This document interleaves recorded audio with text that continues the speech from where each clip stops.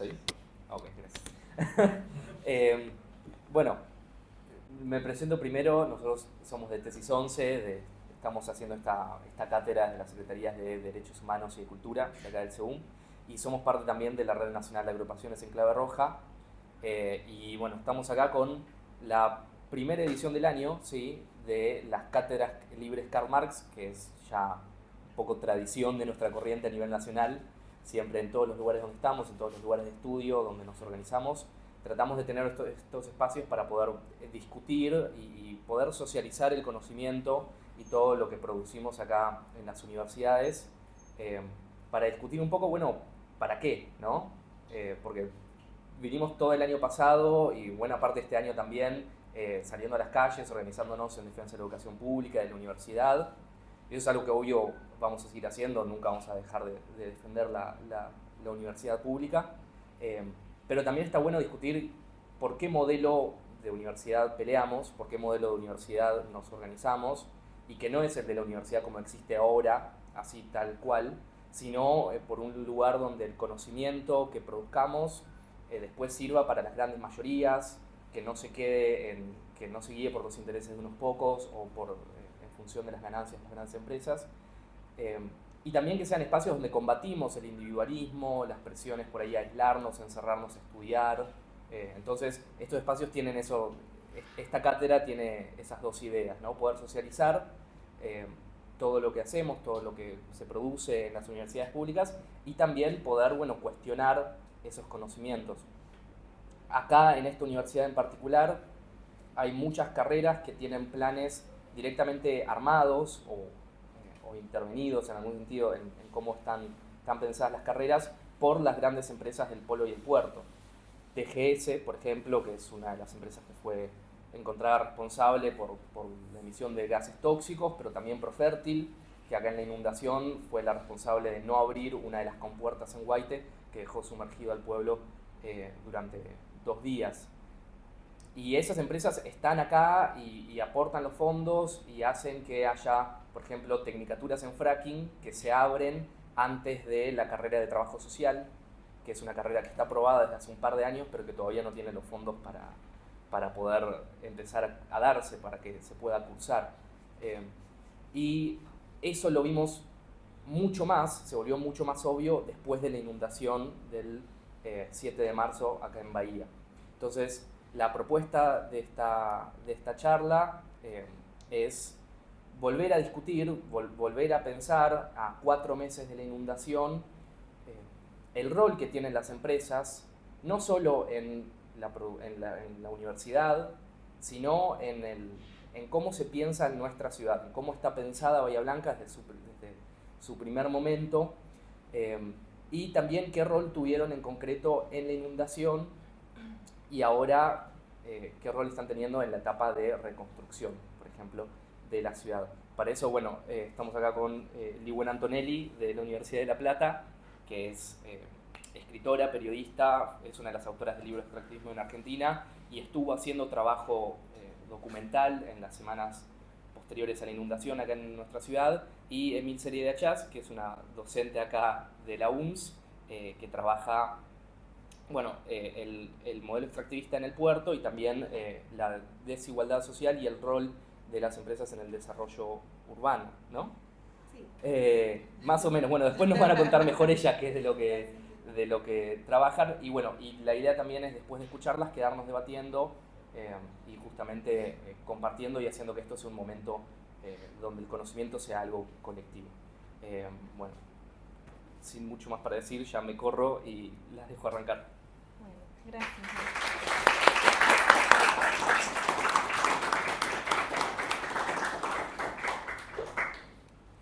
Bueno, ¿cómo están? Primero, muchas gracias por la invitación. Muchas gracias. Estoy muy orgullosa también de estar compartiendo el panel con Emilce, que es una especialista en estos temas. Mi rol acá básicamente tiene que ver, sí, con las coberturas que hicimos y un trabajo de sistematización de pensar la inundación en esta ciudad. De formación yo soy socióloga, así que, bueno, la presentación que preparé toma distintos elementos y le voy a dejar, por supuesto, a Mirce en su especialidad que que aborde más específicamente el rol de las empresas del puerto. Nosotros vinimos con nuestros compañeros de La Izquierda Diario una semana después de la inundación y a 15 días después a, bueno, un poco primero relevar lo que estaba pasando, las voces y lo que estaba sucediendo.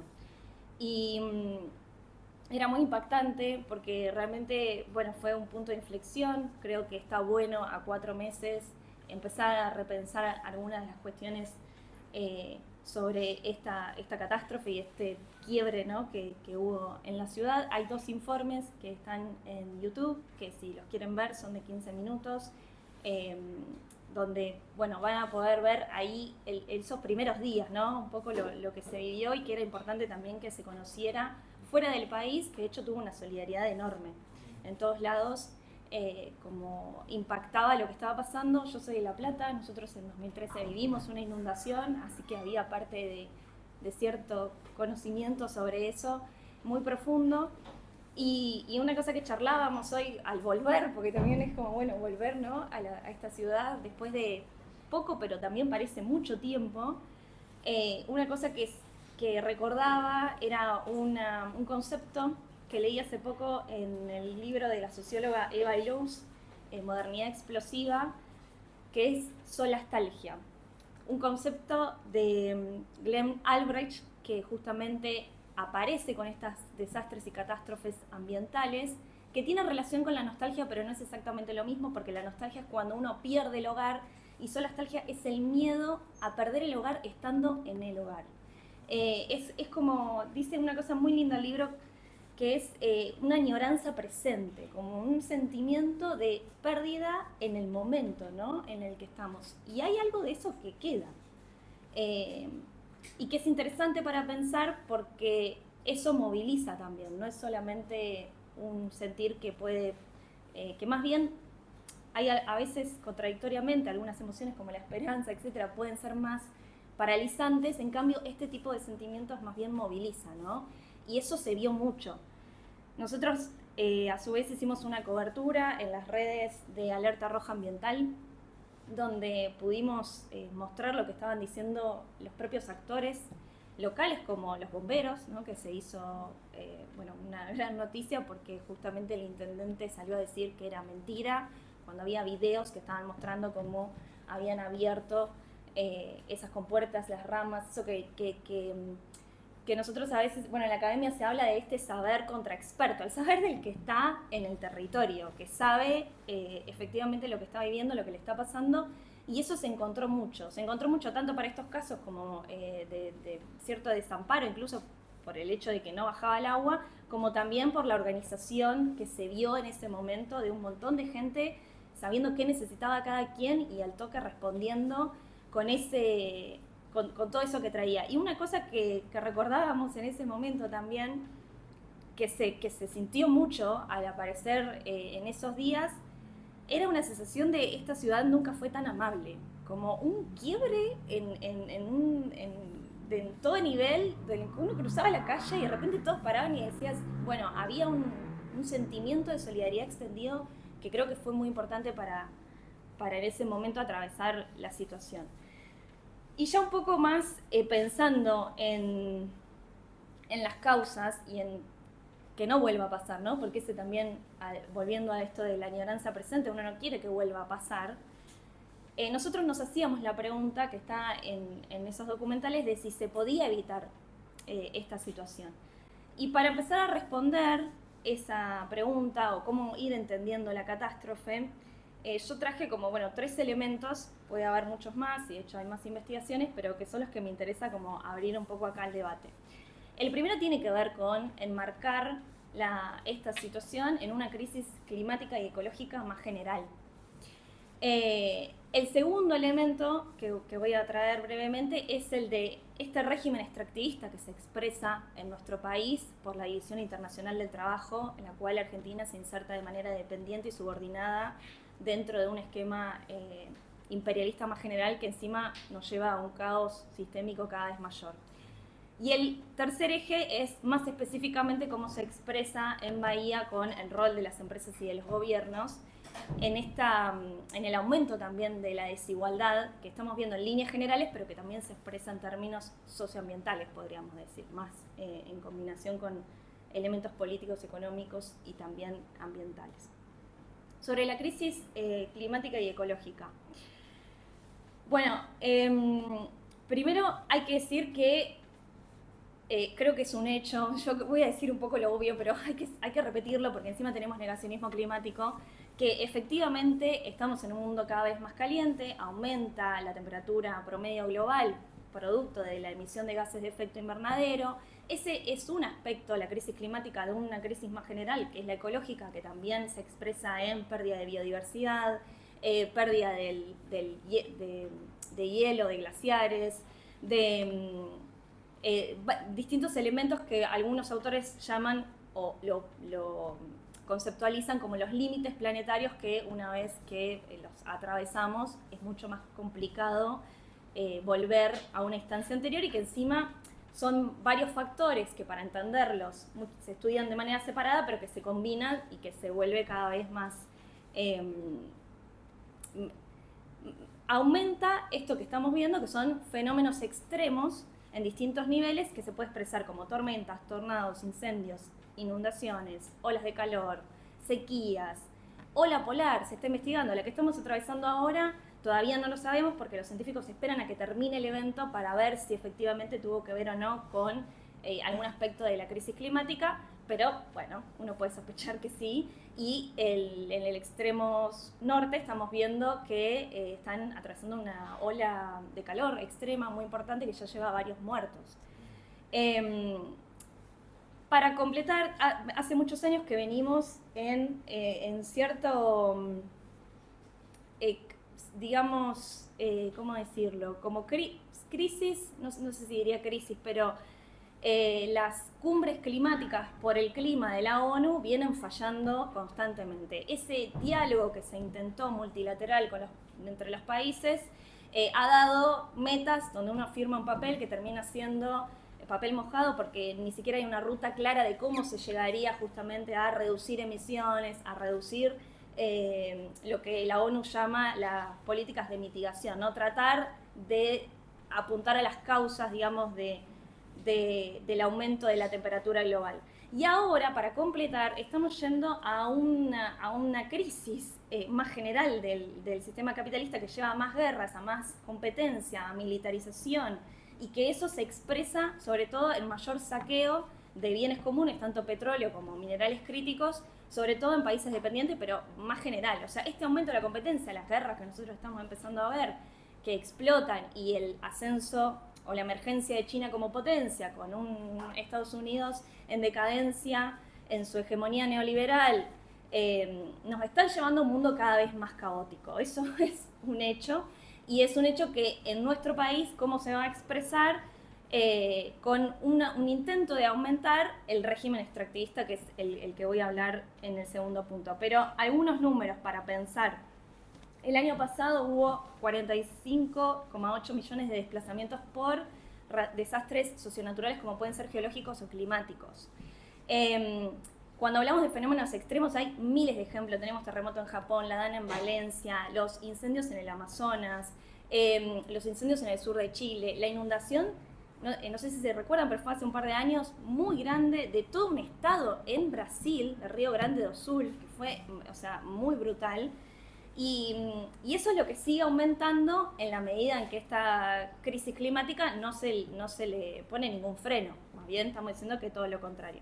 Y un aspecto que me parece re importante es que, para agregar a toda esta irracionalidad de este sistema capitalista, estamos viviendo en vivo y en directo un genocidio que ya es brutal por la cantidad de muertos. O sea, son más de 56.000 palestinos, y aparte muchos niños y niñas, mujeres, muchos más de cientos de heridos.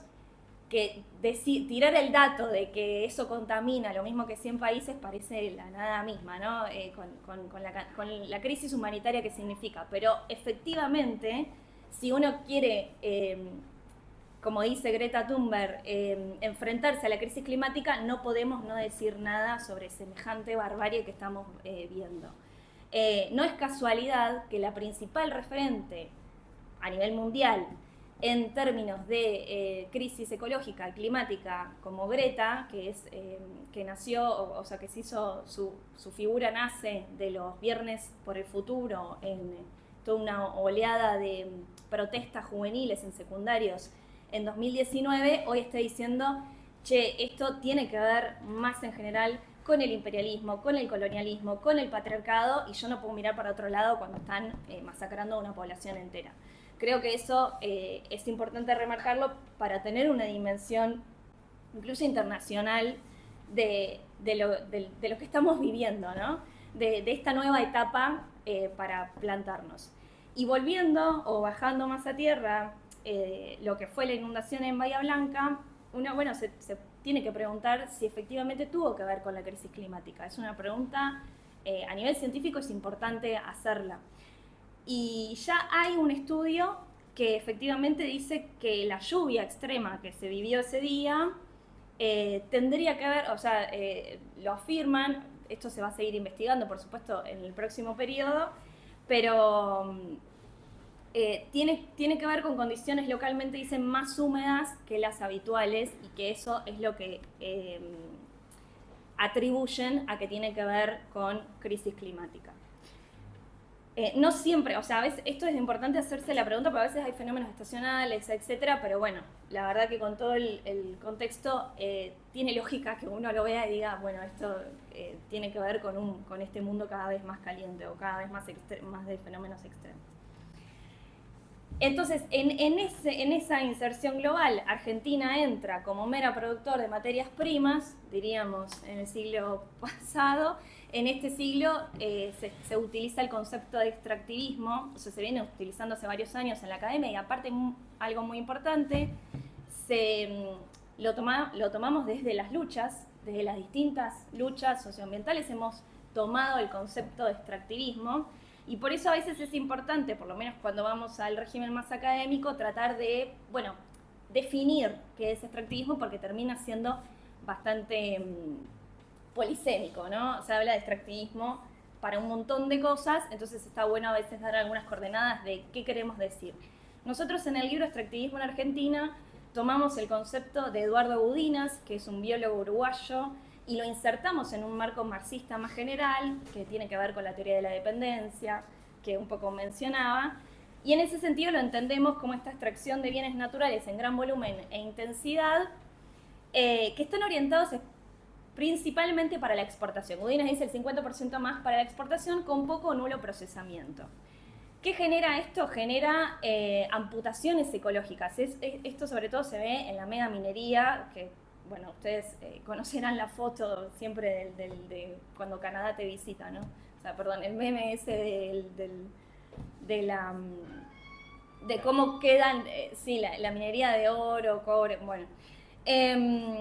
Pero hay distintos tipos, o sea, tenemos que hablar en plural de extractivismos, y nosotros ahí abordamos vaca muerta, o sea, hidrocarburífero, el agrario, con lo que es el agronegocio, minería de litio, que se plantea como un extractivismo del agua. Ese fue el tema que abordé en ese libro junto con una compañera de Jujuy. Este libro es un libro federal con distintos aportes de todo el país. Y una de las cosas que discutimos en ese colectivo de trabajo fue que lo que existe en Argentina, o sea, como definición, es un consenso extractivista del régimen, desde los más progresistas hasta los más neoliberales, desde el que más afirma que hay un problema de crisis climática hasta el más negacionista de todos coinciden en que para crecer, para que el país crezca, tiene que exportar más, y que esa exportación viene de la mano de estos extractivismos. Algunos directamente, como era el gobierno de Macri, no opinan que ni siquiera que hay que agregarle valor. O sea, es ventajas comparativas, no, me conviene exportarlo así como está, entonces importo lo otro que es más productivo en otro lado. En el caso de el progresismo, con Culfas, nosotros discutimos bastante con toda la producción de Culfas que viene de la academia también, se plantea que de la mano del extractivismo nos vamos a desarrollar. Y acá es muy interesante porque en cada uno de estos ejemplos concretos se ve por qué falla este supuesto desarrollo. y es algo que vos lo tratás muy bien con el caso del polo, que me parece excelente, bajo la pregunta de ¿es desarrollo un polo de desarrollo productivo o es un enclave económico? Bueno, creo que es clave preguntárselo porque nos vienen con la zanahoria del desarrollo de hace un montón y nunca lo vemos. O sea, eso es así. Y no lo vemos porque lo que nunca se cuestionan son las causas estructurales de esa dependencia. ¿Por qué Argentina es un país dependiente? Y por qué, casualidad, siempre estamos atados a una deuda externa y todo lo que se hace es para pagar esa deuda. Y en el caso del litio, por ejemplo, es muy interesante porque aparecen los mismos nombres de los fondos buitres de la deuda externa detrás de las inversiones de la minería. BlackRock, JP Morgan, todos los mismos nombres están de un lado y del otro. Entonces no parece casualidad. En estos últimos años, con el gobierno ya de Milei, vimos que este intento ya, eligió directamente a los ambientalistas como enemigos, eligió un montón de enemigos, pero uno de sus blancos fueron los ambientalistas, en gran parte, ¿por qué? Porque tiene la intención de de ir con todo, digamos, a fondo, y lo hizo con la ley bases y con el régimen el RIGI, que es el régimen de saqueo. El nombre de, no sé, como incentivo de grandes inversiones, dale, no necesitan ningún incentivo, si los tipos quieren los minerales lo van a venir a buscar igual. Y esto fue votado, en esto de ejemplos concretos de ese régimen, fue votado por diputados y senadores peronistas, o sea, desde los de Catamarca, San Juan, Jujuy. Ahora, me parece que en este modelo lo que está empezando a quedar más claro, o por lo menos es algunas de las cuestiones que podemos debatir con este modelo de Milei, es que está clarísimo que para él sobra todo lo demás. O sea, sobra la ciencia, sobran las universidades, sobran los trabajadores estatales, sobra la obra pública.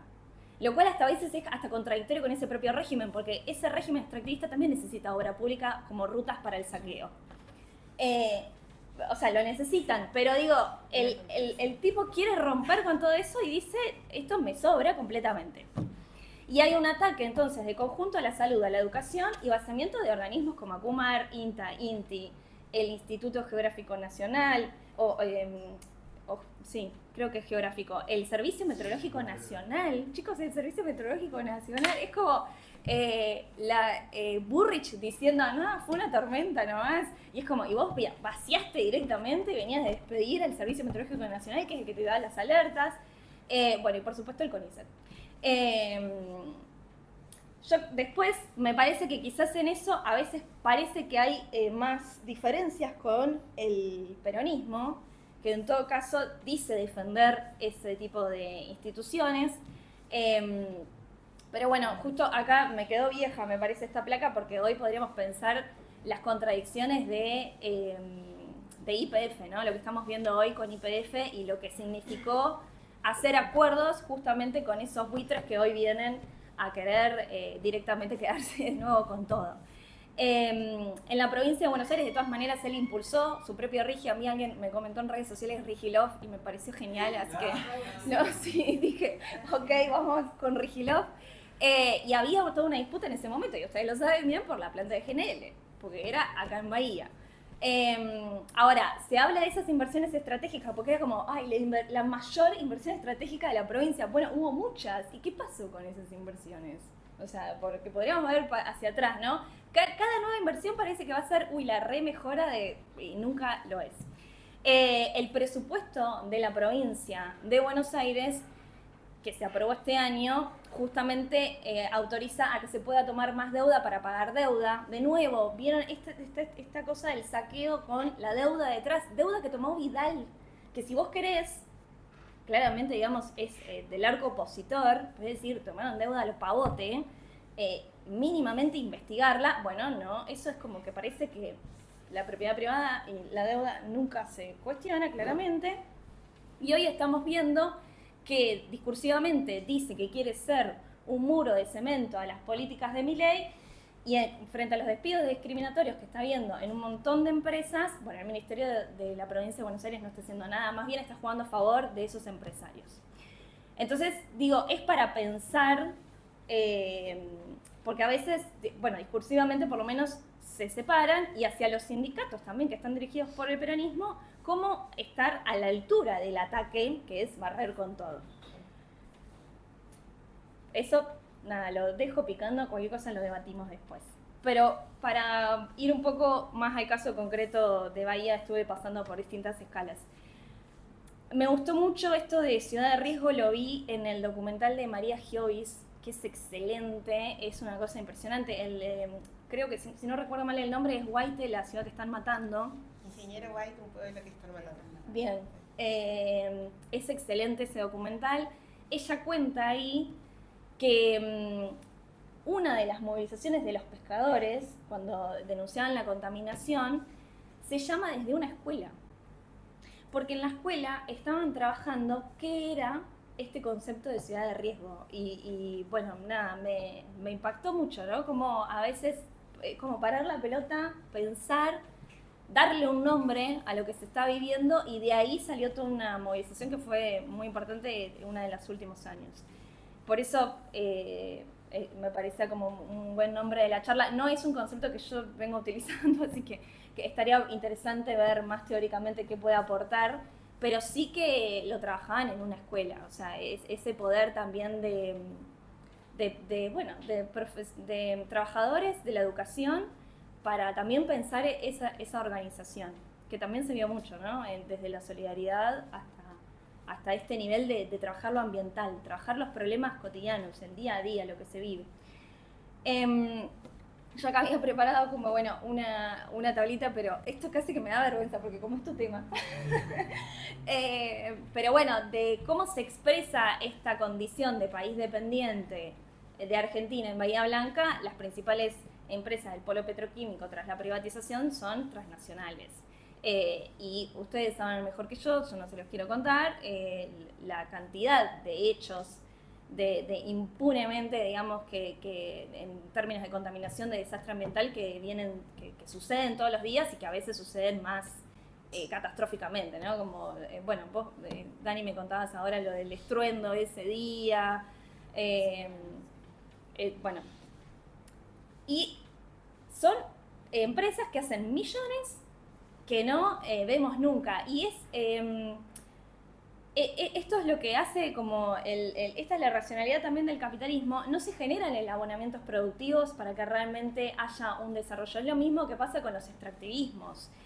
Toda la mano técnica más especializada la suelen dar incluso hasta de otros países. No termina de haber un desarrollo local, y lo que sí quedan son verdaderas zonas de sacrificio. Decimos, eso también es algo que ha tomado mucho el movimiento ambiental y que es una definición importante para hacer, para pensar por qué peleamos. Porque está claro que la lógica del capital es la ganancia privada.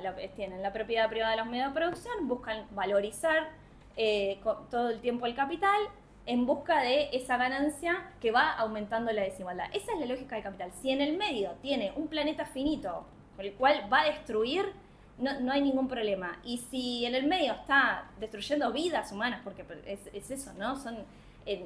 No me parece una frase vacía lo de nuestras vidas valen más que sus ganancias, o sea, realmente no les importa. Esa es la lógica a la que nos está llevando este sistema. Al punto de que en este caso también, yo acá pongo 6 nomás, pero hay muchísimos estudios, ya se sabía, cuando uno vuelve atrás, que esto podía suceder, ¿no? La cantidad de estudios, no se lee nada, ¿no? O sea, yo por acá... Sí, sí. Ok, bueno, Saperi, ustedes de esta universidad.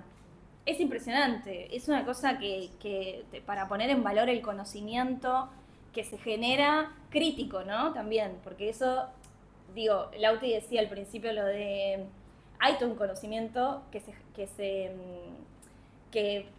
se piensa para esos polos productivos, entre comillas, para el polo petroquímico, para generar ingenieros técnicos, etcétera, que trabajen ahí. Pero después hay toda una rama crítica que siempre existe, no solo en la universidad, en el CONICET, en el INTA lo hemos visto, en distintos organismos, que trata de pensar las problemáticas sociales que estamos viviendo. Entonces, desde ese punto de vista, a mí me parece que no solamente uno tiene que defender la universidad, sino que tiene que plantear que la orientación de conjunto de la universidad tiene que ir para ahí. Si nosotros nos propusiéramos resolver las grandes problemáticas sociales cruzando estos trabajos, bueno, está la gente calificada, el cuerpo, digamos, de técnicos, trabajadores, o me gusta decir más, trabajadores de la ciencia está. El punto es, ¿para quién, no? O sea, universidad, ¿para quién? A veces pensamos. Porque si todo esto estaba y no se hizo nada, bueno, entonces ahí me parece que es un punto de cómo revolucionamos incluso nuestras carreras, nuestros planes de estudio, nuestras universidades para pensar otro tipo de orientación. Si fueran las mayorías estudiantiles las que decidieran, por ejemplo, qué es lo más importante, y quizás no sería lo mismo que hoy, que la forma en que se organizan los claustros termina decidiendo una minoría de docentes. Con la definición también de, bueno, el rector de acá de Bahía Blanca estaba muy contento de si venía la planta de GNL, por ejemplo. Eso también me lo habían comentado. Yo creo que para no extenderme mucho más y ir cerrando, pero hay muchos puntos de apoyo para pensar este tipo de problemas. Se vio, por ejemplo, como las trabajadoras de salud poniendo su conocimiento al servicio de los barrios más perjudicados, se vio con las docentes abriendo las escuelas para organizarlo, se vio en los clubes, que fue también re importante, nosotros lo vimos con el Club Huracán, y esto se repite en un montón de lados. Cuando fueron los incendios en el sur, las maestras de Puyén también, era como organizaban desde la escuela para ir a visitar a cada chico, y además no era solo una cuestión de si necesitas una ropa, era contención emocional, contención de todo tipo, como sabemos que las maestras hacen siempre, porque son las que sostienen también la educación pública.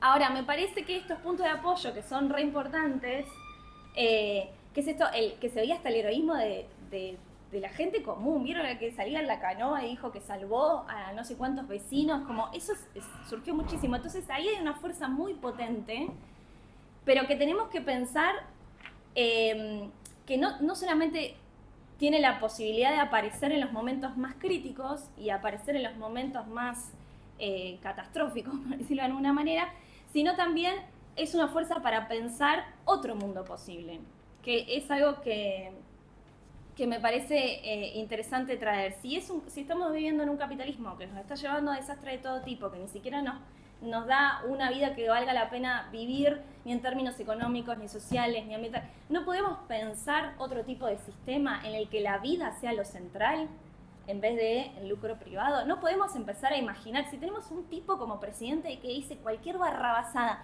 no podemos, por el otro lado, radicalizar nuestro pensamiento a decir, che, esto no va más, pero entonces, ¿qué sí? Yo creo que sí es posible y que están estos puntos de apoyo, pero que también es importante, primero eso, pensar otro futuro posible, pensar quiénes lo llevarían adelante. Entonces ahí estos puntos de apoyo de trabajadores con las comunidades, con los profesionales, con los técnicos, las vías para mí para pensar otro tipo de proyecto de sociedad que no sea dirigido, o como hoy, por las empresas, o a veces ni siquiera las empresas parece que dirigen, ¿no? Es como un sistema caótico en el que claramente hay unos pocos que ganan, pero que hasta es una máquina que por momentos pierde el control. O sea, como que el Marx lo decía de una manera muy poética en el Manifiesto Comunista, pero uno lo lee hoy y dice, tiene todo el sentido, el brujo que desata fuerzas que no puede controlar.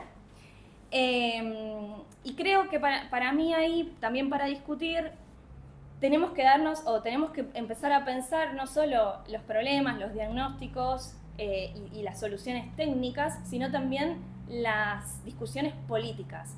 ¿Qué estrategias nosotros nos damos para poder implementar todo ese conocimiento que estaba y no se implementó? Para poder no solo resistir, sino pensar a partir de las resistencias cómo generamos un sistema alternativo, cambios profundos.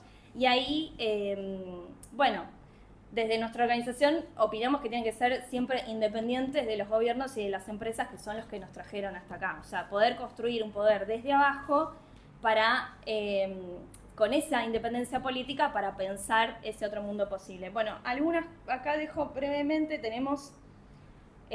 se está creciendo la colección de Ecología y Marxismo de Ediciones IPS.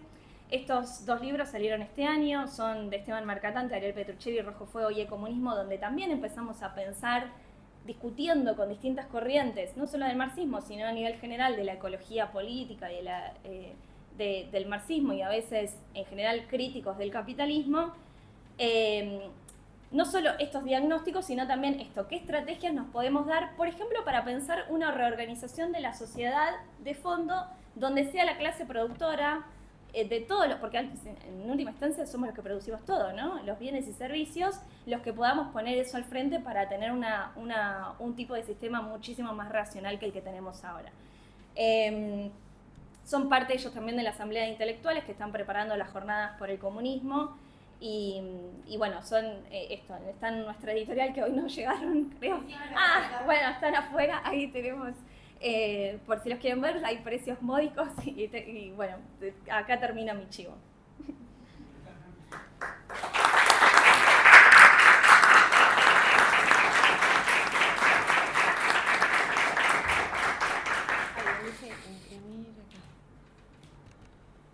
¿Lo tiro para acá?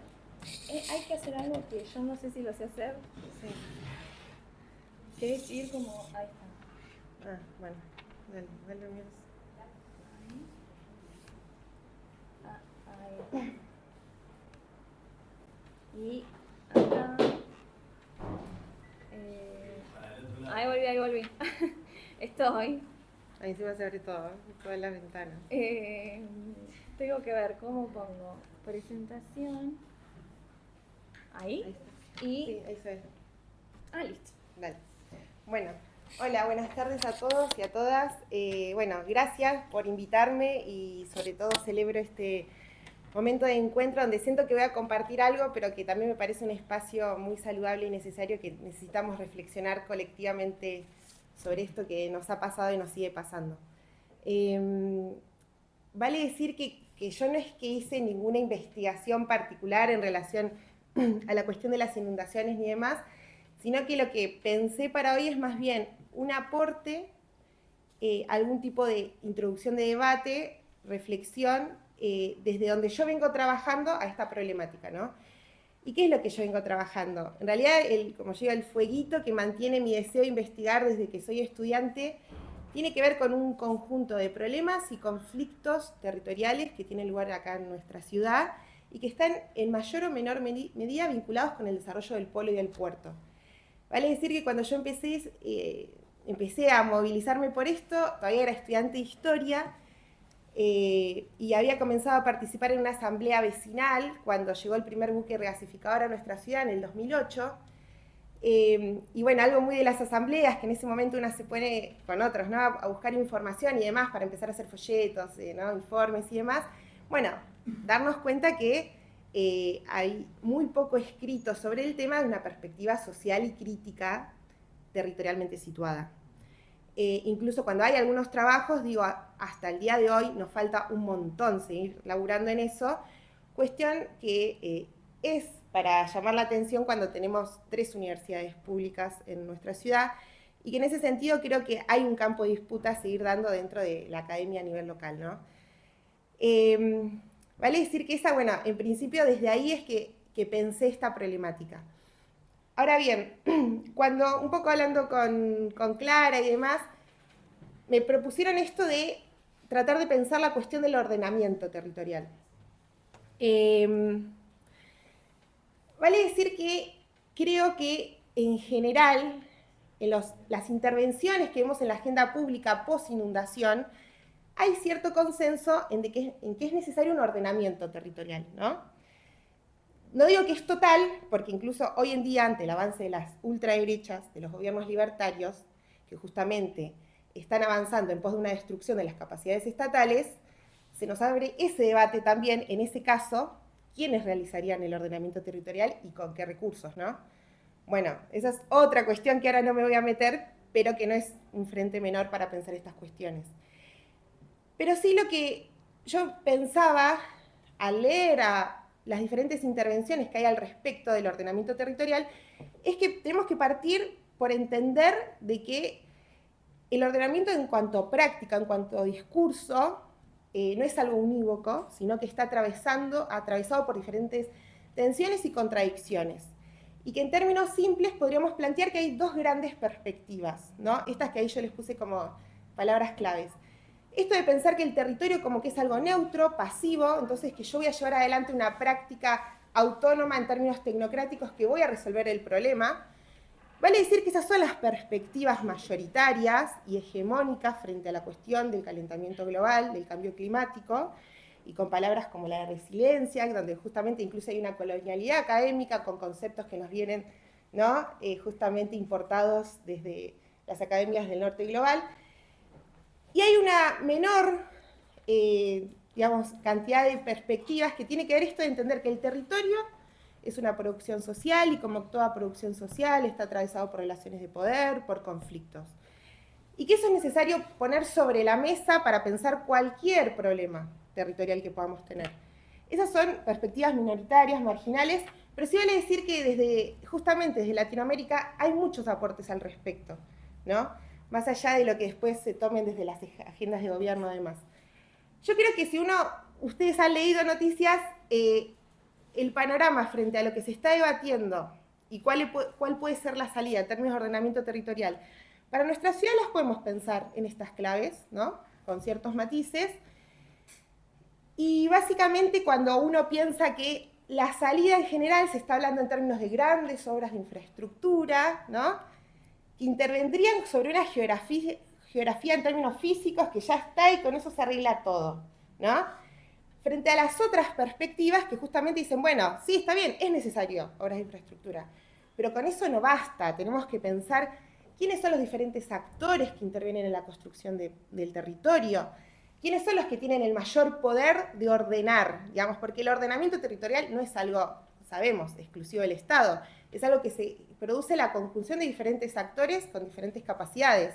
El Estado sí, pero que trabaja de una manera contradictoria, a veces más en términos de justamente la acumulación del capital, en su mayoría, también a veces en términos de la reproducción de los sectores populares, cuando es un programa de vivienda social, los propios actores sociales que autoproducen la ciudad, ¿no? Con todo lo que son las barriadas populares, y ni hablar las empresas, las grandes empresas, ¿no? El poder económico. Ahora bien, cuando en general se habla de decir, bueno, tenemos que pensar en cómo interviene el poder económico, en general en el ordenamiento territorial, en los estudios urbanos, hay como una fuerte gravitación a pensar que la urbanización capitalista se explica en relación al mercado inmobiliario, ¿no? Y que eso explica todo. Ahora bien, como diría Topalov, un urbanista francés, diría, bueno, a veces el mercado inmobiliario es un reflejo de procesos de acumulación mayor, integrales. Y que entonces no es que viene a explicar todo, es un actor importante, pero que no todos los problemas, ¿no? En términos de una urbanización capitalista, donde hay una apropiación privada del territorio, los podemos explicar solo de ahí. Y eso en Bahía Blanca es súper importante. ¿Por qué es súper importante? Por eso puse eso, basta con regular, para pensar en un ordenamiento territorial que ponga en el centro la reproducción de la vida antes que la acumulación del capital. Basta con pensar en regular el mercado inmobiliario en nuestra ciudad, y ahí es donde un poco pensé mi aporte. Yo acá pongo, para pensar esa urbanización capitalista más allá del mercado inmobiliario, en Bahía Blanca, Rosales, podemos decir también Cerri en su conjunto, tenemos que pensar que estamos en un territorio nodal de procesos extractivos. Y a ver, esto sí vale en términos de esto de plantear definiciones y discusiones. ¿Por qué hablo de extractivismo en Bahía Blanca? Lo cual me parece importante para situarnos y contextualizar el debate. Uno cuando habla de extractivismo en general piensa en estas tres imágenes que puse a la derecha, ¿no? En el socavón de la megaminería, en los grandes campos de siembra directa y del agronegocio, o puse una torre de fracking, ¿no? En la explotación de hidrocarburos. Ahora bien, esas concepciones más tradicionales del extractivismo tienden justamente a considerar el sector primario de una manera individual, lo cual tiende a tener en su mayoría una territorialidad rural, ¿no? Que entra en disputa con territorios campesinos, indígenas, ¿no? Ahora bien, ¿por qué Bahía Blanca la podemos pensar dentro de esta territorialidad, dentro de este ordenamiento territorial extractivista? Porque justamente para realizarse en el mercado, este sector primario necesita articularse con una territorialidad que va de la mano de las rutas, de las vías férreas, gasoductos, poliductos, oleoductos, líneas de alta tensión, media, toda una serie de corredores de infraestructura y logística que justamente van a terminales portuarias donde esas materias primas son exportadas, o a veces incluso también tienen mayores o menores medidas en términos de un procesamiento para su comercialización. A veces en el mercado interno, vale decirlo, o a veces para su exportación. Digamos, Vaca Muerta no sería rentable si no existiera Bahía Blanca. ¿Entienden? Entonces, esa concepción ampliada del extractivismo entiende estas territorialidades rurales y urbanas de manera integrada y que son necesarias para la rentabilidad de justamente de este modelo extractivo. Por eso Bahía Blanca, Rosales, todo lo cual tiene una fuerte gravitación sobre el estuario de Bahía Blanca, es fundamental. Por ejemplo, algo que se hablaba en relación al GNL, el proyecto de GNL no se concretó, pero, por ejemplo, no paran de aumentar. ¿Qué está pasando con ese gas? El polo petroquímico está llevando adelante una ampliación, Mega ya está en marcha. Hay que entender que el insumo básico del polo petroquímico es el gas. Ese gas proviene de las cuencas neuquinas. Cada ampliación del polo petroquímico en los 70 para acá, en los 90 y actualmente con Vaca Muerta, implica un nuevo avance sobre territorio de las comunidades mapuches. Hay como una articulación que es muy literal, porque la unen oleoductos, poliductos y nuevas obras que se hacen en cada momento de ampliación. Así es como tenemos en Bahía Blanca el polo petroquímico más importante del país y uno de los más importantes de Latinoamérica. En relación, a ver, el otro circuito de extracción que es en relación al gas. Pensemos en el petróleo Vaca Muerta. No, todavía hay una disputa de qué pasa en Río Negro, el proyecto tiene sus parates, se está reacondicionando. Sin embargo, no ha parado de aumentar el volumen de extracción de petróleo. ¿Qué pasó con eso? Así es como Rosales se convirtió en el puerto exportador más importante a nivel nacional. De alguna manera, el capital transnacional, ante lo que vos decías, la falta de avance en obras de infraestructura, incluso yo ahí también lo pienso, ¿no? Como estas nuevas cuestiones, contradicciones que se aparecen. El kirchnerismo estaba más dispuesto a hacer esas infraestructuras necesarias para sacar estos bienes primarios. Total, con Vaca Muerta siempre. Sí. Bueno, ¿qué han hecho? Acudieron a un circuito de extracción de petróleo que viene desde el desarrollismo, trazado por el propio Estado Nacional, después en los 90 privatizado, y que actualmente se está ampliando enormemente al calor de Oldelval, ¿no? Que tiene todo el sistema de oleoductos, y Oil Tanking, que es la terminal de exportación en Rosales. Así es como actualmente somos un nodo fundamental para Vaca Muerta y para su rentabilidad. No puede haber explotación si no hay exportación. Un circuito que vale decir que cuando el Estado Nacional durante el desarrollismo se trazó, estaba pensado para el autoabastecimiento interno. Estaba subutilizado, Vaca Muerta no solamente lo lleva al tope, sino que ahora lo lleva a ampliarse. Y por otro lado, el otro circuito de extracción muy importante que articula nuestra ciudad como un nodo con todos los procesos extractivos, sí tiene que ver con el agronegocio. Bahía Blanca, después de Rosario, es el principal puerto agroexportador a nivel nacional, cuestión que incluso, bueno, sigue creciendo en su participación.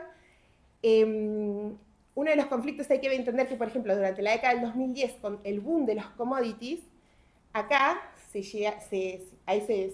implantó Dreyfus y otras terminales exportadoras, y que el proyecto del dragado, que quizás algunos se acuerdan, que tenía que ver con llevar justamente el dragado hasta la zona interior, lo que venía ahí de la mano era generar dos grandes nuevas islas, que básicamente, ¿qué tiene que ver con eso? Justamente el consorcio hoy en día, en cuanto a su capacidad de jurisdicción, está al límite. Hubo nuevas empresas que se han querido localizar, pero no hay tierras, al menos hasta donde hoy tienen, ¿no? Dentro de su jurisdicción. Esas islas iban a ser una capacidad, justamente, una oportunidad de generar nuevas tierras. El consorcio funciona, yo como la metáfora de una inmobiliaria y un peaje. Cobra por esos dos servicios, por los barcos que circulan por el canal principal que él mantiene y por el canon de las tierras que se concesiona a las empresas. Además de que, bueno, también tenemos, por ejemplo, cerca de Cerri, en Guaite, tenemos también, es un polo energético, Bahía Blanca, ¿no? En relación a dos grandes termoeléctricas y demás. La cuestión acá que yo quería explicar, y espero que haya quedado claro, es por qué esta idea de Bahía Blanca, que es un nodo logístico fundamental, justamente la posibilidad de desarrollo de este modelo extractivo. Ahora bien, lo que tenemos que pensar es eso, entonces, cómo incide el extractivismo no solamente en la producción de los territorios rurales, sino también de los territorios urbanos, ¿no? Estas empresas, hay una diversidad de lógicas, yo acá estoy pensando como un desarrollo más general, ¿no? Para no entrar en pequeñeces, pero podemos pensar, por una parte, que funciona en una lógica de grifo y sumidero en relación al territorio, un grifo en términos de que necesita de un conjunto de bienes comunes naturales y urbanos, del ambiente natural, del ambiente construido, para llevar adelante sus actividades, ¿no? En ese sentido, el gas, el agua, por eso un gran problema de Bahía Blanca que está vinculado a eso del agua que nosotros tomamos. También son plantas de proceso continuo, sobre todo las del polo petroquímico, entonces continuamente utilizan a la atmósfera y al estuario como un sumidero de sus emanaciones las 24 horas del día, los 365 días del año. Y después una ocupación intensiva del territorio, que tenemos que entender esa ocupación intensiva no solamente en términos de lo que vendría a ser el cerco perimetral de cada empresa, del parque industrial o de lo que sea, sino también de todos estos corredores de infraestructura que son necesarios para su funcionamiento y que atraviesan la ciudad por todos lados, pero sobre todo por el sur. Acá a mí es cuando me interesa pensar en un término que me interesa esta cuestión de cómo las empresas intervienen directamente entonces en un determinado ordenamiento territorial, que también podemos pensar como un desordenamiento territorial, en articulación con el Estado, a veces en términos de acción, pero también de inacción, porque en esa doble lógica es que se construye una política estatal. Muchas veces lo que vemos en determinadas zonas y territorios de hábitat frente a estos desarrollos es justamente una inacción, ¿no? Una falta de ordenamiento y demás en términos de los territorios de hábitat. Y que a mí me gusta pensarlo en términos de una colonialidad territorial, donde hay justamente un ordenamiento hegemónico del territorio en pos de estos procesos de acumulación capitalista, donde hay justamente una intervención que se define en términos, un ordenamiento, podríamos pensar, político-económico, que se define en una escala global local, opera en esa escala, ¿no? Entendiendo justamente con toda la diversidad y la multiescalaridad que opera en eso, pero que claramente se definen esos términos. Así es que yo a mí me gustaba pensarlo esto en términos de, por eso ahí puse esta cuestión del extractivismo, la colonialidad y este desordenamiento territorial, y de pensar justamente que si bien hay cuestiones que afectan al conjunto de la ciudad, como yo les decía, la cuestión del agua, ¿no? Una problemática que no me quiero extender, pero después si quieren lo podemos hablar, y cómo está vinculado a esto. La otra pregunta que estaba en tus videos y demás es, ¿si afecta a todos por igual esto? ¿No? Vale decir que si bien hay un ordenamiento territorial que va más allá de la zona de la periferia sur de la ciudad, sí adquiere un carácter más concreto, ¿no? Más de un impacto directo. Y que justamente estas infraestructuras que yo les decía, estos corredores, estas empresas, estas terminales, sí tienen una territorialización muy concreta en el sur-suroeste de la ciudad. Que justamente en el cuadro de la izquierda es un índice de vulnerabilidad, justamente coincide, ¿no?, con todos los sectores del hábitat popular, ¿no?, donde están justamente los indicadores socioeconómicos más graves de la ciudad. Ni hablar como casos que están al ladito, como el Saladero, el Boulevard, las colonias. Y que a mí me interesaba pensar también que si bien hay múltiples factores que tendríamos que entender, no solo esto de lo que estoy hablando, fíjense, el otro mapa que puse del lado derecho fue elaborado por la Municipalidad de Bahía Blanca y muestra ahí los lugares de mayor afección, ¿no?, de las inundaciones. Fíjense dónde está las áreas más rojas, ¿no? Claramente Guaite y Cerri como uno de los lugares más destacados. Vale decir que, por ahí me podría ampliar, no es lo único que entra en juego, ¿no? Pero sí que en esos lugares claramente hay una territorialización de estos llamados costos del progreso, entre comillas, ¿no?, que las empresas consideran como en términos de externalidades ambientales, justamente también en la zona sur. Entonces quizás yo pensaba, como vos decías, una de las cuestiones claras que hubo, uno de los conflictos claros en relación a las empresas que ustedes charlan y bueno, y justamente tuvieron el valor de llevarlo a la agenda pública, ¿no? Que fue la cuestión de las compuertas. Pero hay que entender que la cuestión de Guaite no se reduce a las compuertas. No, de hecho ellos lo decían. Totalmente. Siempre, sí. Y podemos pensar, ¿cómo es que no se reduce a las compuertas? Por una parte, justamente tenemos toda una costa que está ahí, ¿no? Hay uno al lado de la otra, una empresa petroquímica, una terminal exportadora y demás. ¿Cómo se lleva la construcción de esas empresas? Son tierras ganadas al mar, ¿no? Ellos le llaman, justamente muchas veces con el refulado de los dragados, ponen como pilotes y van llenando, rellenando. Son tierras que están mucho más altas que el mar, justamente para evitar mareas. Entonces ahí tenemos justamente una cuestión que drena, más allá de que por lo cual justamente es más importante el desagote entonces, sí.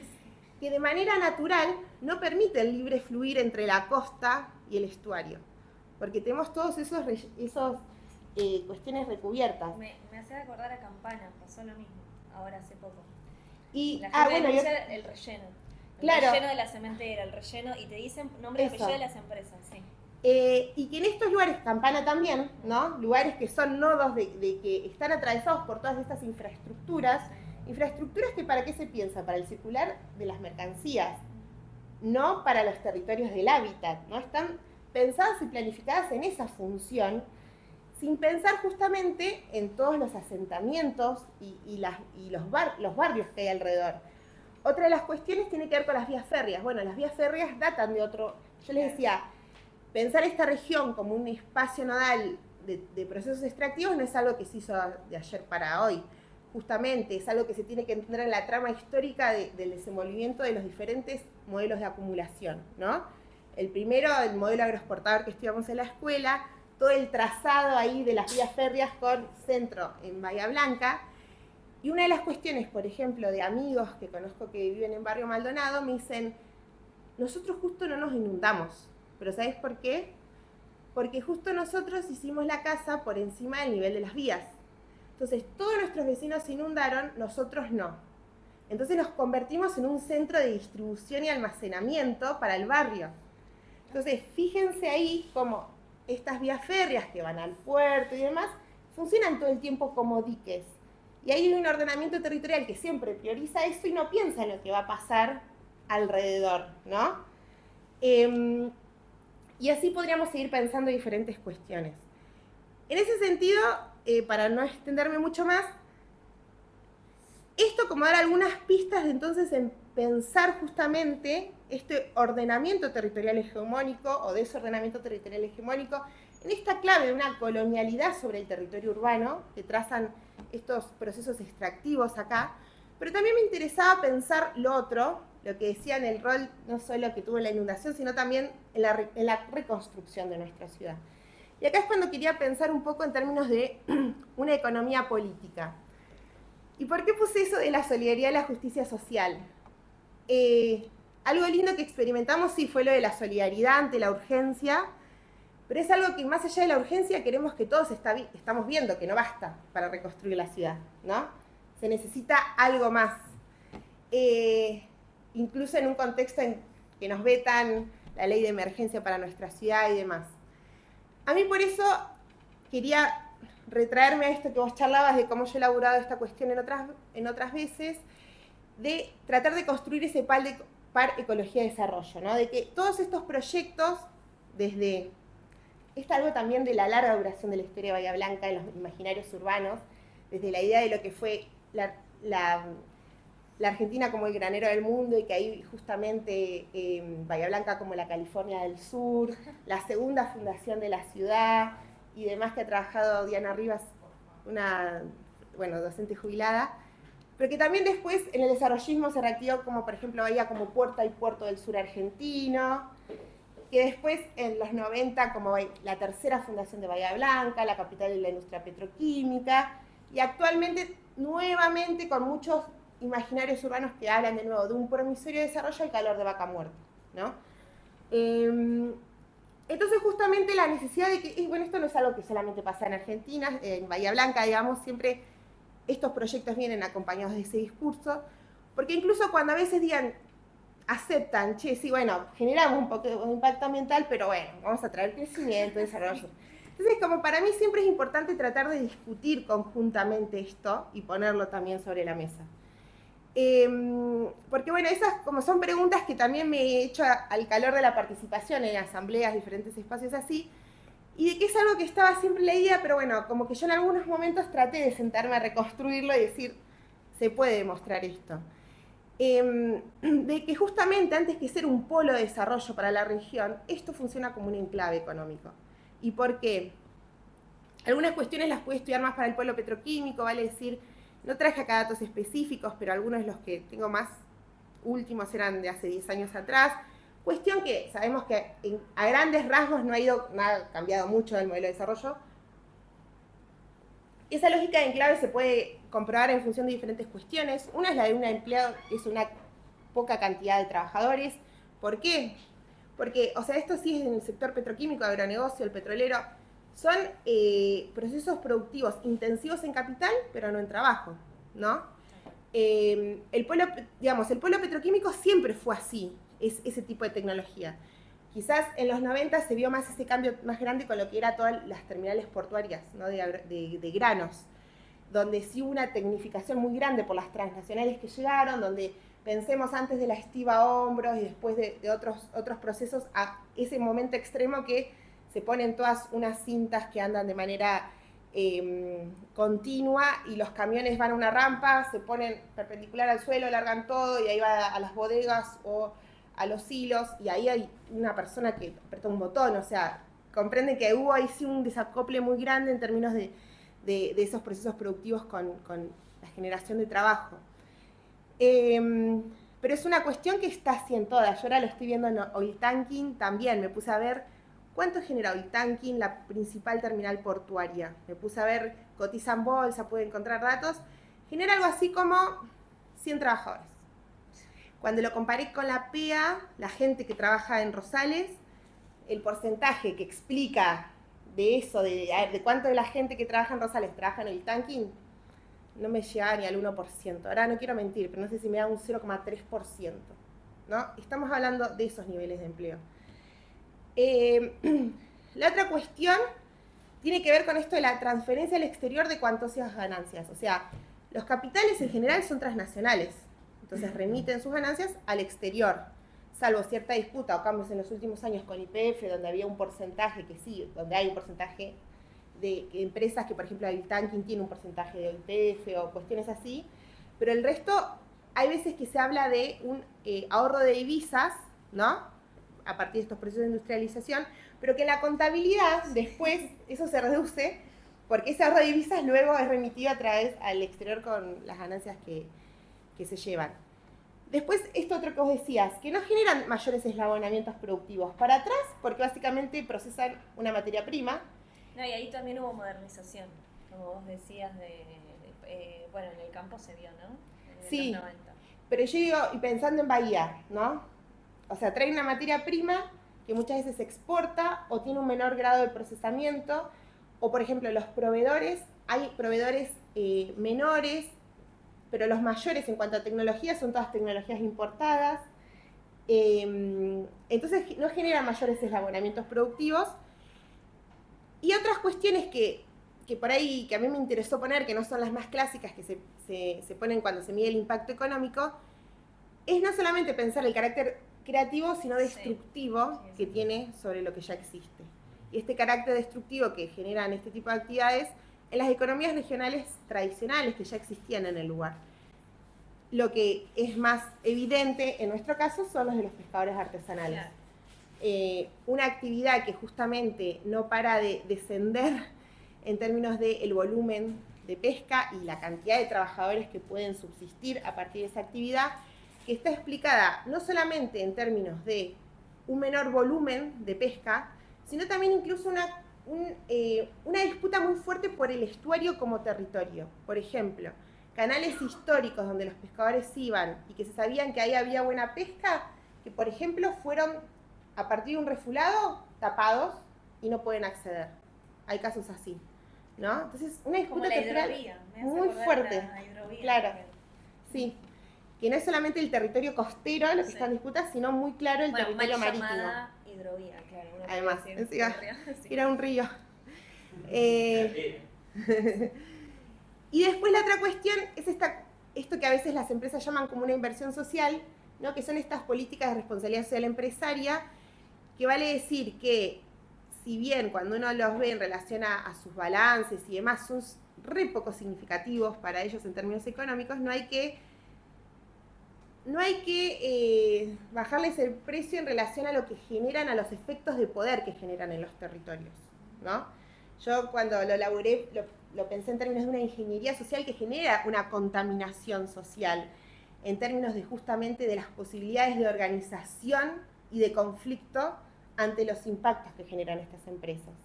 Por lo cual tiene efectos de poder muy concretos, de los cuales también podríamos seguir charlando.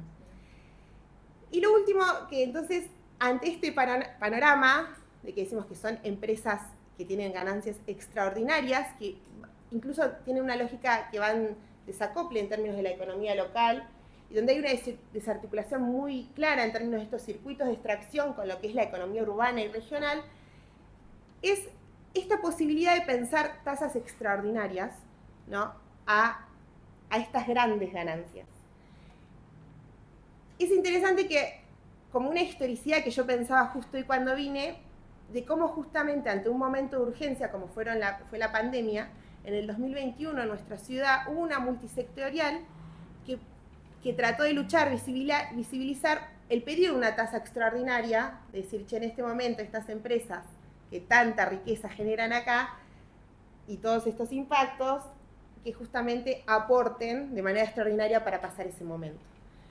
Vale decir que nuestro intendente, ¿no? Es llamativo que tanto Rosales como Bahía Blanca tienen intendentes que su cargo anterior fueron ser los presidentes de los consorcios de gestión del puerto de Bahía Blanca Susbieles, del puerto de Coronel Rosales Aristimuño. Y que justamente Susbieles, yo entiendo que buscó generar una imagen, él mismo lo dice entre esos términos, una imagen más amigable entre el puerto y la ciudad, que fue una clara respuesta a lo que fue la conflictividad del dragado desde 2013, donde eso afloró en las calles con las gaviotas, nosotros vestidos de cangrejos, de flamencos y todas esas cosas, y donde ha tenido discursos como este, que yo les traje ahí, que justamente tiene que ver cuando él todavía era precandidato a intendente, ¿no? Donde parecía que podía llegar a haber incluso una disputa política, al menos en sus palabras de campaña. Cuando fue lo del vendaval, en ese momento, ustedes recordarán que salió justamente a plantear a las empresas que si no tenían 24 horas no hacían aportes, él los iba a imponer. La cuestión que se pone ahí en discusión es que no salió justamente eso como una tasa, un impuesto, algo que el Estado impone al capital privado, sino que terminó de nuevo en términos de responsabilidad social empresaria, algo que es unilateral, voluntario y que no tiene mayor regulación de qué se hace con eso. Vale decir que incluso sí sé que algunas empresas redireccionaron fondos que ya tenían previstos y los plantearon en la lógica de que se las damos ante el temporal, ¿no? Claro. Y que incluso si uno los pone de nuevo en comparación con la masa de ganancias de esas empresas, vuelve a ser poco significativo. Algo que me llama la atención frente a una nueva tragedia que atravesamos les bahienses, es que no se haya planteado de nuevo sobre la mesa esta idea de un aporte extraordinario y que parece, para mí, en términos concretos, esta tasa extraordinaria frente a una nueva catástrofe y frente a las inundaciones es algo muy concreto que se podría pensar en términos del rol de estas empresas en la reconstrucción de la ciudad. Y por eso es que bueno, lo quería traer a colación. Bueno, hasta acá. Sí.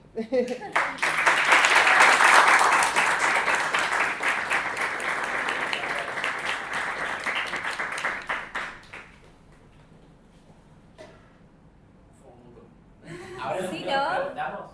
¿Fue un montón? No, estuvo muy bueno, muy interesante. preguntaba, Facu, abrir un poco el intercambio, preguntas, comentarios, lo que les parezca que pueda estar bueno aportarlo y seguir intercambiando. Yo quiero ya, antes que se me vaya, porque esto es un voy a pasar una hojita para ir anotándose, Sí. para ver cómo la seguimos, si volvemos a encontrar y demás. Es una hojita donde pueden anotar su contacto, o sea, el nombre y el contacto para después, pensar también cómo la seguimos con las carreras que vamos a hacer, cómo hicimos el ciclo. También si quieren ustedes proponer algo, puede estar bueno. No quería olvidarme porque esto último que decís, o sea, yo estuve yendo mucho a White, trabajo en la técnica de White de hace muchos años y con la inundación me instalé un poco ahí para acompañar el proceso de autoorganización que estaban haciendo en la técnica y en el Mosconi como refugios autoorganizados que el Estado no se encargó de poner en pie, pusieron en pie las familias del barrio, digamos, y que incluso después la intervención estatal iba en función de que ya no funcionaran como centro de acopios rápidamente, o sea, enseguida tratar de sacar todas las generaciones que habían juntado en las propias familias y llevarlas a donde las repartía el ejército, digamos. Como que intentó desarticular lo que se estaba articulando por abajo. Que por un lado, lo que decía Ligüen, eran familias que tenían registro de qué necesitaba cada uno de los refugiados que estaba ahí. El Estado no, tardó días en asistir a cada familia, porque estaba todo mucho más burocratizado desde arriba, en vez de partir de espacios comunitarios de organización. Pero además algo que yo veía es que ellos tienen una percepción muy cruda y radical de esto que vos decís, de la extracción de riquezas que se produce a 2 pasos de sus casas que no tienen cloaca. Digamos, como que eso de que coexiste el espacio donde más se afecta el territorio por la actividad extractiva y son las zonas más vulnerables económicamente. Pero al mismo tiempo algo que yo veía mucho ahí es que ellos muchas veces plantean que Bahía Blanca usa a Guaite como su billetera, en el sentido de que es Bahía la que hace extractivismo en Guaite. Sí. Digamos, como un Sí, lo escuché. para nosotros, como que hay algunos que dicen tenemos que independizarnos de Bahía Blanca porque somos la billetera de Bahía Blanca. Sí, ¿no? lo escuché eso, sí. Y como que tienden más a poner el foco en Bahía como un espacio que a ellos les saca la riqueza y no tanto en términos